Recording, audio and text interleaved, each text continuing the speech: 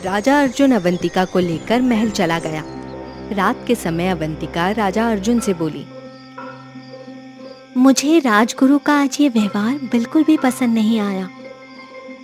पसंद तो मुझे भी नहीं आया रानी अवंतिका, लेकिन वो मेरे पिता के समय से हमारे राज्य के राजगुरु हैं। लेकिन आप महाराज हैं, आपको राजगुरु को महल से निकाल देना चाहिए। तुम सही कहती हो, मैं भी यही करने की सोच रहा हूँ। अब आप सो जाइए, आपके चेहरे पर थकान साफ साफ दिखाई दे रही है। तुम सही कह रही हो रानी अवंतिका, न जाने क्यों कुछ दिनों से मुझे बहुत जल्दी थकान हो जाती है और पता नहीं मुझे ऐसा क्यों महसूस होता है कि जैसे मैं अंदर से बीमार हूँ। आप अपने ऊपर राजसी कार्यों का बहुत बोझ ले लेते हैं, अब सो जाइए। अर्जुन गहरी नींद में सो गया। आधी रात का समय हो चुका था। रानी पद्मा महल की छत पर चिंतित अवस्था में खड़ी हुई थी कि तभी उसके कानों में राजगुरु की आवाज टकराई। आधी रात का समय हो चुका है महारानी, आप अभी तक सोई नहीं। रानी पद्मा ने पलटकर राजगुरु की ओर देखकर कहा, ना जाने क्यों मुझे अपने पति के अंदर एक अजीब सा बदलाव सा महसूस हो रहा है। मैं उसी के विषय में आपसे बात करने आया हूँ।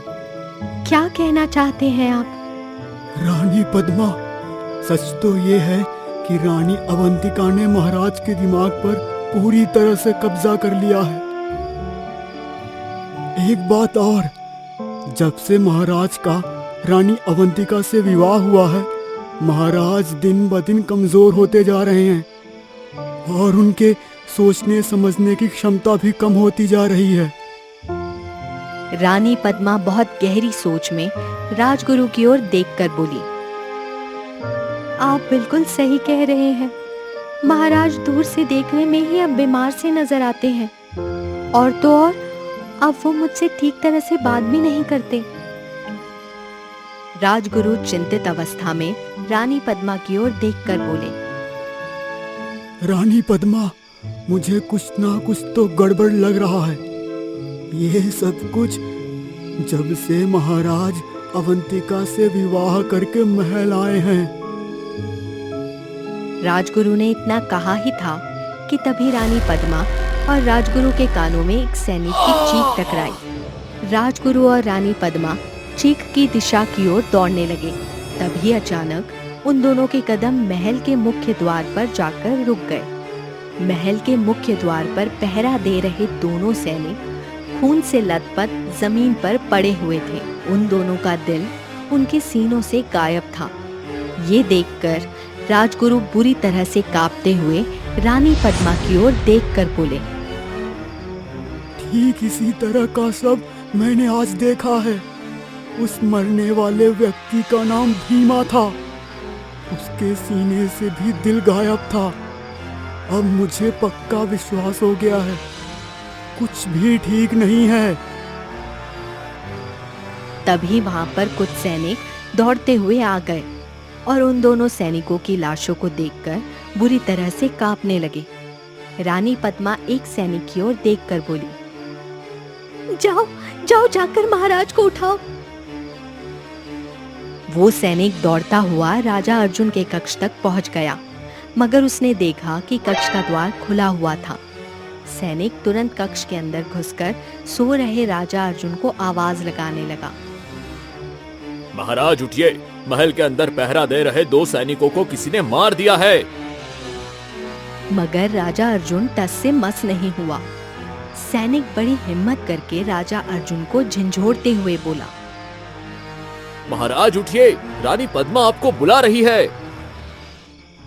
मगर राजा अर्जुन ने कोई जवाब नहीं दिया। ये देखकर उस सैनिक के आश्चर्य का कोई ठिकाना नहीं था। वो तुरंत दौड़ते हुए रानी पद्मा के पास जाकर सारी घटना बताते हुए बोला, महाराज उठ ही नहीं रहे महारानी, और ना ही मेरी बात का कोई जवाब दे रहे हैं। उनके कक्ष में उनकी दूसरी पत्नी रानी अवंतिका तो होगी, तुम्हें उनसे बोलना चाहिए था। जब मैं महाराज के कमरे में पहुंचा तो कमरे का द्वार खुला हुआ था, लेकिन रानी अवंतिका वहां पर नहीं थी। राजगुरु रहस्यमयी अंदाज में रानी पद्मा की ओर देखकर बोले। अब तो मुझे पूरा विश्वास हो गया है कि रानी अवंतिका कोई साधारण स्त्री नहीं है। रानी पद्मा चिंतित होकर राजगुरु की ओर देखकर बोली। फिलहाल तो राजगुरु, हमें महाराज के कक्ष में जाकर देखना चाहिए कि क्या वो ठीक तो है। तुम सही कहती हो। राजगुरु और रानी पद्मा तेज कदमों से राजा अर्जुन के कक्ष के अंदर चले गए। तभी वहां पर रानी अवंतिका आ पहुंची, जो राजगुरु और रानी पद्मा को देखकर बोली। आप दोनों मेरे कक्ष के अंदर क्या कर रहे हैं? राजगुरु रानी अवंतिका को सारी घटना बताते हुए बोले। क्या तुम्हें सैनिकों की चीख नहीं सुनाई दी? मुझे तो कोई चीख नहीं सुनाई दी। हमें महाराज से अभी और इसी समय बात करनी है। इतना बोलकर राजगुरु ने जैसे ही राजा अर्जुन के सिर पर हाथ रखा, वो बुरी तरह से चौंकते हुए रानी पद्मा की ओर देखकर बोले। महाराज को बहुत तेज बुखार है, तुरंत वैद्य जी को बुलाना होगा। कुछ ही देर में उज्जैन नगर के सबसे अनुभवी वैद्य को वहां बुला लिया गया। वैद्य महाराज को देखते हुए बोला। इनका होश में आना बहुत जरूरी है। इनको जहर दिया गया है। ये सुनकर राजगुरु और रानी पद्मा बुरी तरह से चौंक पड़े। ये आप क्या कह रहे हैं? मैं सही कह रहा हूँ। क्या तुम्हें महाराज का चेहरा कुछ नीला सा नहीं दिखाई दे रहा? इतना बोलकर उस वैद्य ने राजा अर्जुन का पैर दिखाते हुए राजगुरु से कहा। इनके पैरों को देखिए। इनके शरीर में किसी ने विशेष प्रकार के जहर को इसी पैर के द्वार ही प्रवेश करवाया है, और इसी वजह से महाराज का पैर थोड़ा सा सूजा हुआ भी लगता है। ये कैसे मुमकिन हो सकता है? ये बात तो मैं भी नहीं समझ पा रहा हूँ कि ये कैसे मुमकिन हो सकता है। आप तो उज्जैन नगर के जाने माने वैद्य हैं। महाराज का इलाज करिए, कैसे भी करके इन्हें होश में लाइए। वैद्य लगातार राजा अर्जुन का इलाज करता रहा, मगर राजा अर्जुन को होश नहीं आया। रानी पद्मा चिंतित अवस्था में अपने कक्ष में बैठी हुई थी कि तभी राजगुरु वहां आकर उनसे बोला। महारानी, ऐसे हाथ पर हाथ रखकर बैठने से कुछ नहीं होगा। वैद्य के इशारे को समझिए, हमें कुछ ना कुछ तो करना ही होगा, नहीं तो महाराज के प्राण भी जा सकते हैं। लेकिन मेरी तो कुछ समझ में नहीं आ रहा। राजगुरु जी, मैं क्या करूं? चलिए मेरे साथ। राजगुरु रानी पद्मा को उज्जैन नगर की सीमा के समीप ले गए, जहां एक घने पीपल के वृक्ष के नीचे एक साधु बैठे हुए तपस्या कर रहे थे। अचानक वो साधु आंखें खोलकर उन दोनों की ओर देखकर बोले। तुम दोनों को मेरे पास बहुत पहले आ जाना चाहिए था, लेकिन तुमने आने में बहुत देर कर दी। समय बड़ी तेज गति से फिसल रहा है। आप कहना क्या चाहते हैं साधु महाराज? मैं जानता हूँ कि तुम महाराज के जीवन के दान के लिए यहाँ पर आई हो। लेकिन आप कैसे जानते हैं? साधु रहस्यमय अंदाज में रानी पद्मा की ओर देखकर बोला। मैं एक सिद्ध पुरुष साधु हूँ। मैंने घने जंगलों में ईश्वर की आराधना करके सिद्धियां पाई है। मुझसे कुछ भी छुपा नहीं है। कुछ समय पहले महाराज अपनी दूसरी पत्नी के साथ यहाँ से गुजर रहे थे। तभी मेरी नजर उन पर पड़ी और मैं उन्हें देखते ही समझ गया कि उनके साथ कोई स्त्री नहीं बल्कि एक डायन है। ये सुनकर राजगुरु और पद्मा बुरी तरह से चौंक गए। डायन? क्या कहना चाहते हैं आप? वही जो तुम सुन रहे हो राजगुरु। महाराज जिस स्त्री को ब्याह कर लाए हैं वो कोई इंसान नहीं बल्कि एक डायन है, जो बदला लेने के इरादे से यहाँ पर आई है। और वो कोई मामूली डायन नहीं बल्कि एक विशेष प्रजाति की डायन है, जो अपने शिकार के पैर को धीरे धीरे चाटकर अपने शरीर का जहर अपने शिकार के शरीर में प्रवेश कराती है। साधु महाराज, तो फिर जल्दी से इसका कोई उपाय बताइए। महाराज के पास समय बहुत कम है राजगुरु। आज अमावस्या की रात है। आज की रात महाराज को होश में आना बहुत जरूरी है, नहीं तो उनकी मृत्यु निश्चित है। और उस डायन का अंत होना भी बहुत आवश्यक है, नहीं तो एक एक करके सारे उज्जैन नगर के वासियों को वो खा जाएगी। इतना बोलकर साधु रानी पद्मा की ओर देखकर बोले, तुम्हें अभी इसी समय यहाँ से दाई और जंगल के रास्ते पर जाना होगा। उस घने जंगल में एक नदी बहती है। वो कोई मामूली नदी नहीं, बल्कि एक चमत्कारिक नदी है। तुम्हें उस नदी से पानी भरकर यहाँ लाना होगा। इतना बोलकर उस साधु ने एक कमंडल रानी पद्मा के हाथ में पकड़ा दिया। साधु महाराज, क्या मैं भी रानी पद्मा के साथ जा सकता हूँ? नहीं, यह काम रानी पद्मा को अकेले करना होगा। उस नदी से सिर्फ सुहागन स्त्रियां ही पानी भरकर ला सकती है। रानी पद्मा तुरंत कमंडल लेकर अपने घोड़े पर बैठकर जंगल के उस दिशा की ओर चल पड़ी। काफी देर तक घोड़ा दौड़ाने के बाद रानी पद्मा को अचानक एक नदी नजर आई, जिसका पानी रंग बिरंगी किरणों के साथ चमक रहा था। रानी पद्मा उस नदी को देखकर अपने आप से बोली, लगता है यही वो चमत्कारिक नदी है जिसके बारे में साधु महाराज ने मुझे बताया था।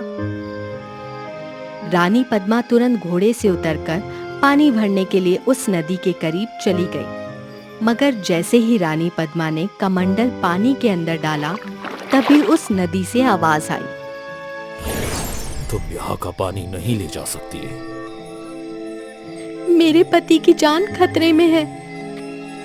इस नदी का एक नियम है रानी पद्मा, अगर ये पानी किसी एक को जीवन दान देता है तो किसी दूसरे के प्राण छीन लेता है। मैं कुछ समझी नहीं।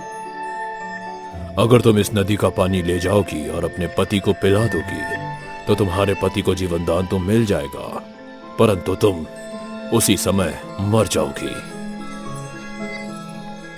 ये सुनकर रानी पद्मा रोते हुए बोली, मुझे अपने जीवन की कोई चिंता नहीं है, बस मेरे पति के प्राण बच जाए। तुम परीक्षा में सफल हो गई। तुम्हारा मन जरा भी डगमगाता तो तुम इसी समय मर जाती, लेकिन तुम वास्तव में एक पतिव्रता स्त्री हो और ये जादुई नदी पतिव्रता स्त्रियों का सम्मान करती है। तुम यहाँ से जितना पानी ले जा सकती हो ले जाओ। रानी पद्मा ने तुरंत कमंडल में पानी भर लिया और घोड़े पर बैठ गई। कुछ ही देर में वो साधु के सामने खड़ी हुई थी। साधु मुस्कुराते हुए रानी पद्मा की ओर देखकर बोला, मैं जानता था कि तुम एक पतिव्रता स्त्री हो। अगर मैं राजगुरु को तुम्हारे साथ उस नदी तक भेजता तो शायद राजगुरु उस नदी की बात सुनकर डर जाते। लेकिन अब आगे क्या करना होगा साधु महाराज? रात होने को है। आधी रात होने से पहले वो डायन कुछ समय के लिए महल से गायब हो जाती है, क्योंकि उसे अपने असली रूप में आना होता है। और जब वो अपने असली रूप में आती है तो किसी ना किसी का खून जरूर पीती है और उसका दिल निकाल कर खा जाती है। हमें आधी रात के समय महाराज के कक्ष में पहुंचना होगा। ठीक है साधु महाराज, मैं महल का एक गुप्त द्वार जानती हूँ जिसे शायद अवंतिका नहीं जानती। मैं आपको उसी गुप्त द्वार से महाराज के कक्ष तक ले चलूंगी। आधी रात के समय रानी पद्मा साधु और राजगुरु को उसी गुप्त द्वार से महाराज के कक्ष तक ले गई। राजा अर्जुन बेहोश पड़ा हुआ था और अवंतिका वहां से गायब थी। साधु तुरंत रानी पद्मा से बोला, महाराज को तुरंत नदी का पानी पिला दो। रानी पद्मा कमंडल का पानी अर्जुन को पिलाने लगी। कुछ देर बाद अचानक राजा अर्जुन होश में आ गया और वो इधर उधर देखने लगा। अपने कक्ष में साधु, राजगुरु और रानी पद्मा को देखकर वो बुरी तरह से चौंकता हुआ बोला, तुम तीनों मेरे कक्ष में क्या कर रहे हो? कुछ क्षण इंतजार करो महाराज, अभी तुम्हें सब पता चल जाएगा। साधु ने इतना कहा ही था कि तभी अवंतिका कक्ष के मुख्य दरवाजे से होते हुए तेज कदमों से कक्ष के अंदर चली आ गई और राजा अर्जुन को देखकर बुरी तरह से चौंक पड़ी। अवंतिका को चौंकता हुआ देख साधु रहस्यमय अंदाज में अवंतिका से बोला, महाराज को होश में देखकर तुम चौंक क्यों गई महारानी? तुम्हें तो प्रसन्न होना चाहिए। ये आप कैसी बातें कर रहे हैं साधु महाराज? कोई बताएगा मुझे कि आखिर यहाँ पर चल क्या रहा है? तभी साधु ने अपनी झोली से एक लाल रंग का सिंदूर निकाल लिया और अवंतिका के मुंह पर फेंक दिया। सिंदूर मुंह पर गिरते ही अवंतिका दर्द से बुरी तरह से चीख पड़ी और अचानक एक डायन में परिवर्तित हो गई और खा जाने वाली नजरों से उन सब की ओर देखने लगी। साधु राजा अर्जुन की ओर देखकर बोला, देखा महाराज, तुम्हारी दूसरी पत्नी कोई इंसान नहीं बल्कि एक डायन है। इतना बोलकर साधु उस डायन की ओर देखकर बता, बोला, आखिर तुम महाराज को क्यों मारना चाहती थी? क्योंकि इसने मेरी छोटी बहन को मेरी आंखों के सामने मार डाला। ये सुनकर राजा अर्जुन बुरी तरह से चौंकता हुआ बोला, ये क्या कह रहे हो? मैंने तो किसी को नहीं मारा। जिस हिरनी को तूने अपने तीर से मारा था, वो हिरनी मेरी छोटी बहन थी, जो उस समय एक हिरनी के रूप में वहां टहल रही थी। जैसे ही तूने उसके ऊपर अपना तीर चलाया, उसके अगले ही पल मैंने तेरे सैनिकों को मार डाला। चाहती तो उसी समय तुझे भी मार देती, लेकिन फिर मैंने सोचा कि तुझे इतनी आसान मौत नहीं दूंगी, इसलिए मैंने तुझे बेहोश कर दिया और अगले दिन एक सुंदर लड़की का रूप धारण करके तुझसे मिली और तुझे अपने प्रेम के जाल में फंसा लिया। तूने ही भीमा की हत्या की थी ना, और कल रात तूने ही हमारे सैनिकों को भी मारा। हाँ, क्योंकि आधी रात के समय मुझे अपने असली रूप में आना ही पड़ता है, और जब मैं अपने असली रूप में आती हूँ तो मुझे फिर किसी ना किसी का रक्त पीने के लिए चाहिए होता है, और किसी ना किसी का दिल खाने के लिए चाहिए होता है, चाहे वो किसी इंसान का हो या फिर किसी जानवर का। तू महाराज का पैर चाटकर अपने शरीर का जहर उनके शरीर में प्रवेश करा रही थी। साधु की बात सुनकर डायन हंसते हुए बोले, मूर्ख साधु, ये काम तो मैंने पहले दिन से ही करना प्रारंभ कर दिया था, जब मैंने इसे जंगल में बेहोश किया था, और अगले दिन जब ये बेहोशी से जागा था, तब ये मेरे जहर के कारण ही गिर गया था, और मैं इसे सारे से अपनी झोपड़ी में ले आई और इसे इंसानों वाली झूठी कहानी बताई। इंसान होते ही मूर्ख है, वो किसी की भी भोली सूरत देखकर उससे प्रेम करने लगते हैं। तभी साधु चीखते हुए बोला, मूर्ख डायन, इंसान नहीं बल्कि मूर्ख तो तेरे जैसी डायन होती है, जो सिंदूर मैंने तेरे ऊपर फेंका है, जिससे तू अपने असली रूप में आ गई। इसका असर कुछ देर बाद होता है और कुछ देर हो चुकी है। मरने के लिए तैयार हो जा। साधु ने इतना ही कहा था कि तभी डायन के शरीर में आग लग गई और वो बुरी तरह से चीखने लगी। कुछ ही देर में डायन राख बनकर हवा में उड़ गई। साधु राजा अर्जुन की ओर देखकर बोला, तुम्हें उस घने जंगल में नहीं जाना चाहिए था महाराज। कभी कभी अपने बड़ों की बात माननी भी आवश्यक होती है। हम उनकी बात न मानकर स्वयं को मुसीबत में डाल लेते हैं। अब आप स्वयं देखिए, आपने उस जंगल में प्रवेश किया और अपने 2 सैनिकों की जान गंवा दी, और इस डायन से विवाह करके यहाँ लाकर 3 निर्दोष लोगों की जान गंवा दी। इतना बोलकर साधु वहां से चले गए, क्योंकि डायन का अंत हो चुका था।